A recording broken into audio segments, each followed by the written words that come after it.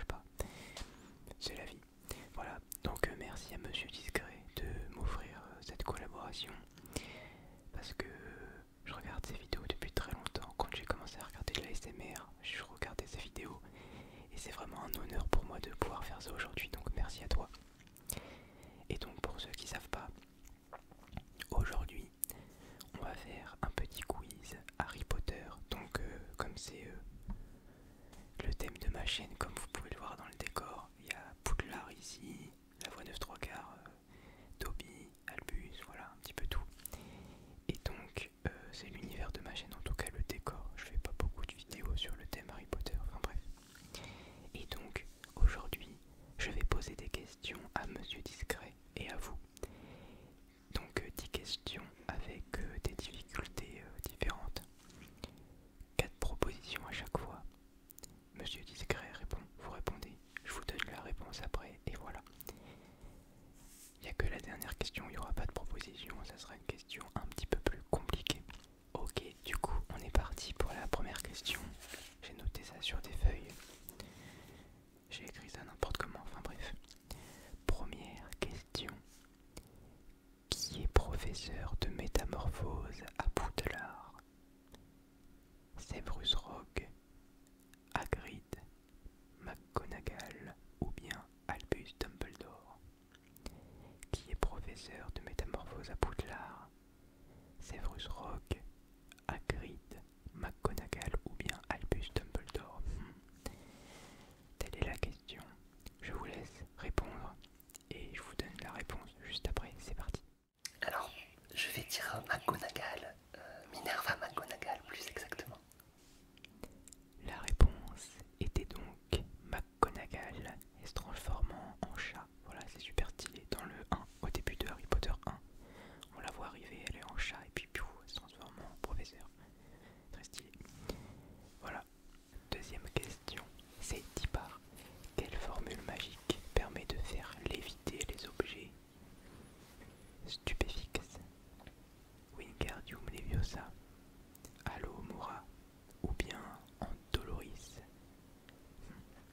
Quelle formule magique permet de faire léviter les objets?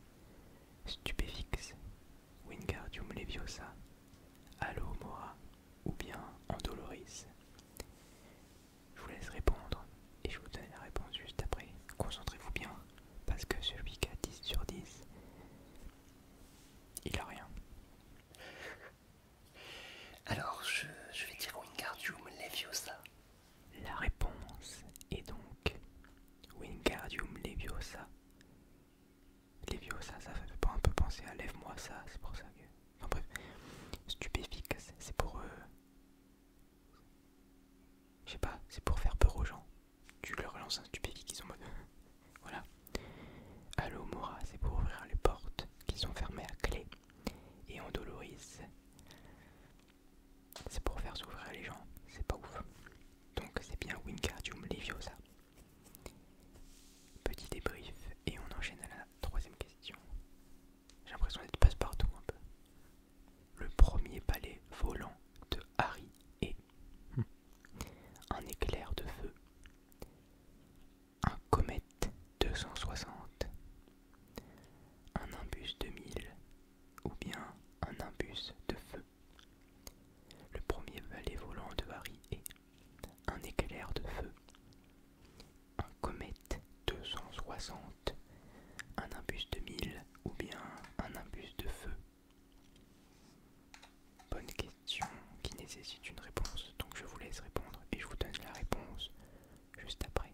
Alors là, j'hésite beaucoup dans l'ordre. Je ne sais pas s'il a eu le Nimbus 2000 ou l'éclair de feu. Je vais dire le Nimbus 2000 en premier. La réponse est donc un imbus 2000. Voilà, c'est dans le premier Harry Potter du coup. Quand il commence à faire du Quidditch.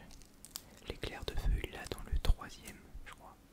C'est quand Sirius Black il lui offre. Donc c'est dans le troisième. Comète 260, je connais pas. Et Nimbus de feu. Ils ont fait un vieux mélange, je crois que ça n'existe pas. Voilà. Question numéro 4. Lequel de ces sorts n'est pas un sortilège impardonnable? Andoloris, Impero,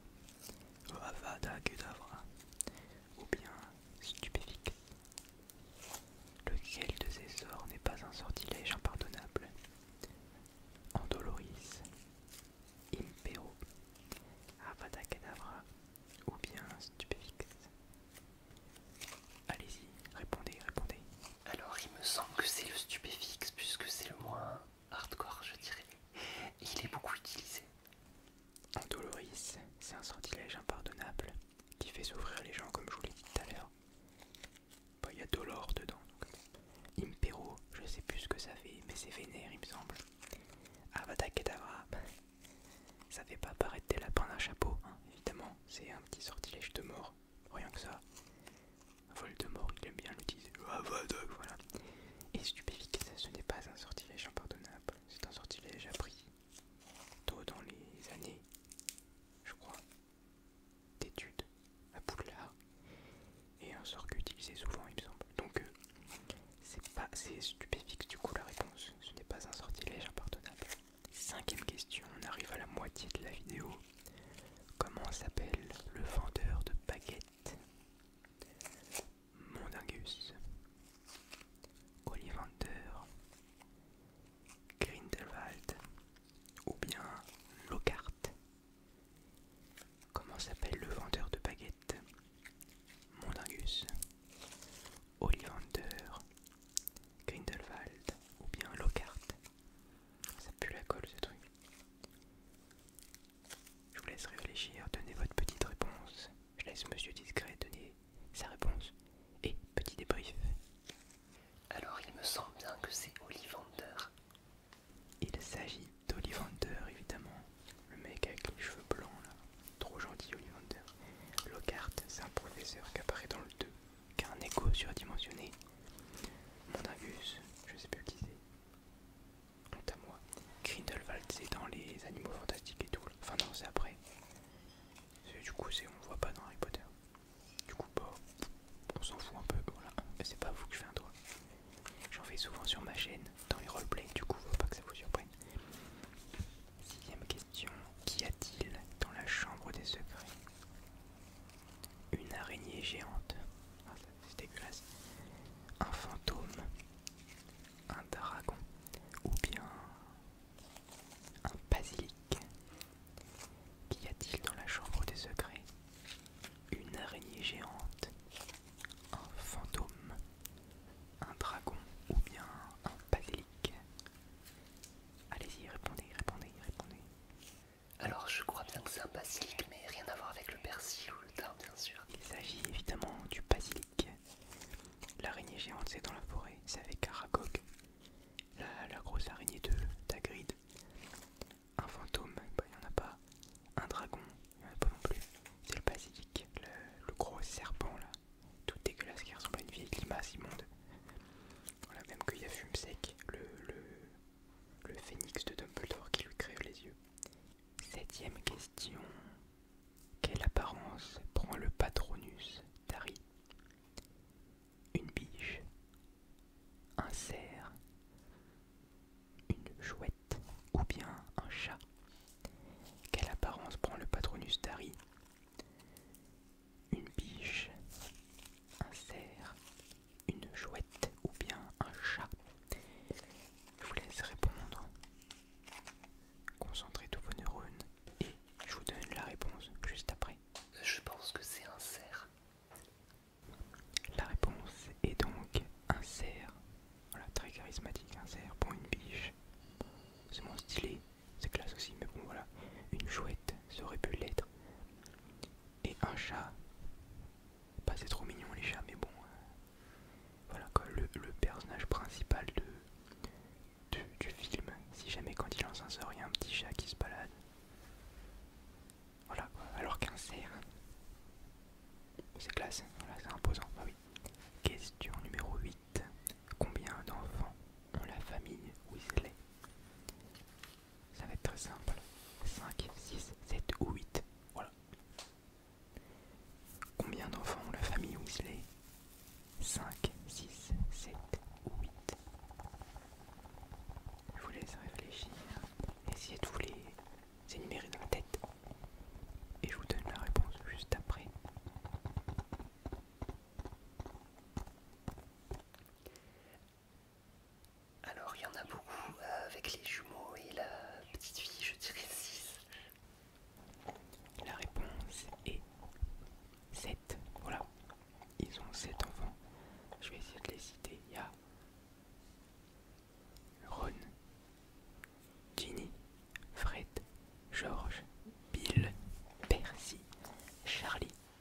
Alors du coup, question numéro 9.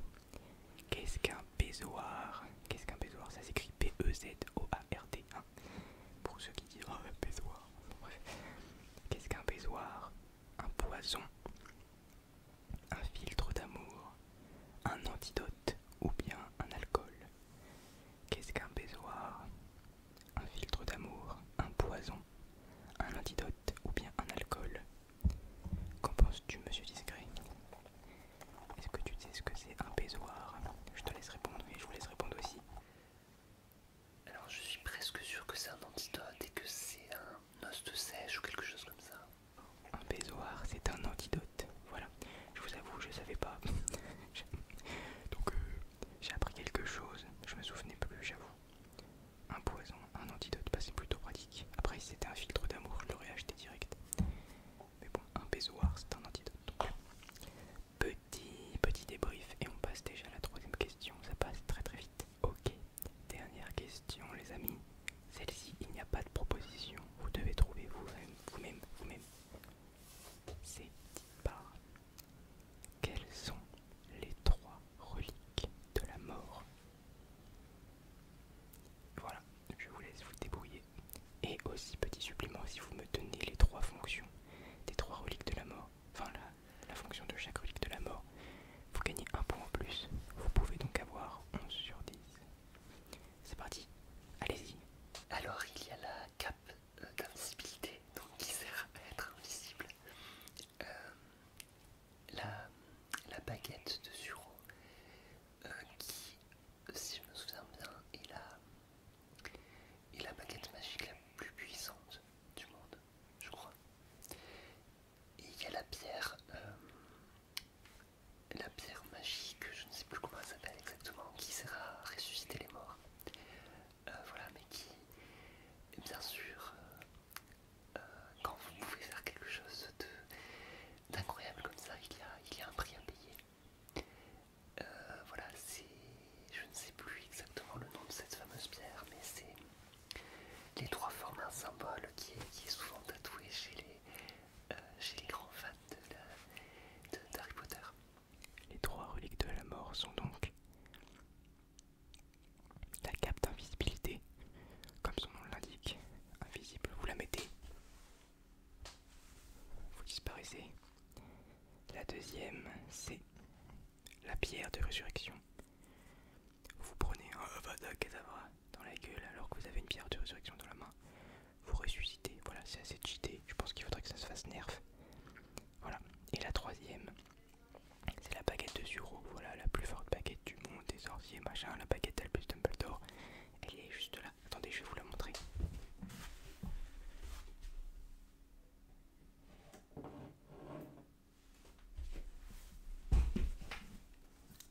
Voilà. La baguette de Zuro qui fait aussi crayon. Alors pas la vraie, mais la mienne fait crayon aussi. Hop, voilà la baguette de Zuro. La plus forte baguette, la baguette de Voldemort, de Dumbledore, ensuite volée par Voldemort, etc. Voilà. Dites-moi votre score en commentaire, j'ai très hâte de lire vos réponses. J'ai hâte de voir aussi le résultat de Monsieur Discret, vraiment, ça me hype trop. Donc merci à tous d'avoir suivi. Merci Monsieur Discret pour cette invitation qui me fait extrêmement plaisir. Abonnez-vous à Monsieur Discret, c'est vraiment le GOAT de la SMR, je l'aime trop, il est trop sympa en plus. Donc n'hésitez pas, voilà. Et puis au plaisir de vous revoir, voilà. Et n'oubliez pas que vous êtes les meilleurs. Non, je rigole. Je m'appelle pas Thibaut InShape. J'ai pas le prénom de Thibaut InShape, mais j'ai la musculature. Voilà. Allez, bisous les sorciers. Et voilà donc le moment des résultats.